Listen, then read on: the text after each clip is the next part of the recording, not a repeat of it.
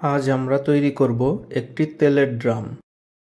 এটি তৈরি করতে আমরা ব্যবহার করছি মাউন্ট বোর্ড, কালো ফটো পেপার এবং ক্রাফটিংয়ের অন্যান্য সরঞ্জাম। প্রথমেই নির্দিষ্ট মাপে কাগজ কেটে নিয়েছি। এটি দিয়ে ড্রামের মূল কাঠামো তৈরি করব। কেটে নেয়ার পর ভিডিওতে দেখানো মতো করে গোল করে নিতে হবে। গোল করে নেয়ার পর দুই প্রান্ত আঠা দিয়ে লাগিয়ে নিতে হবে।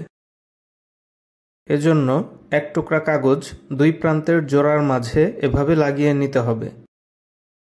লাগিয়ে নিয়েছি। এভাবে সিলিন্ডার আকৃতির কাঠামো তৈরি হয়ে গেল।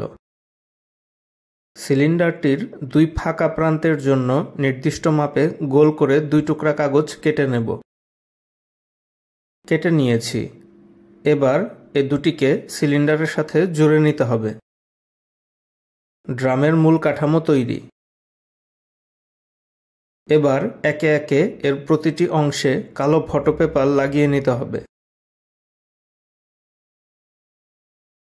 লাগানো হয়ে গেছে।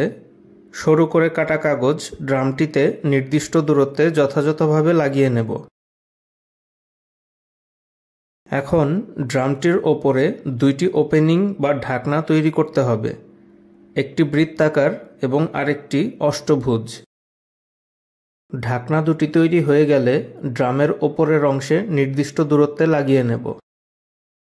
পূর্বেই প্রিন্ট করে নেয়া অয়েল লেখা একটি লেবেল নির্দিষ্ট মাপে কেটে এভাবে ড্রামের মাঝখানে লাগিয়ে নিতে হবে।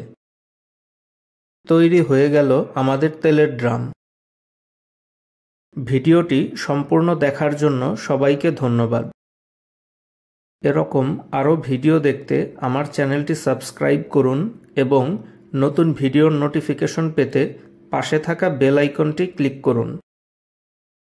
ভিডিওটি ভালো লাগলে লাইক, কমেন্ট ও শেয়ার করুন।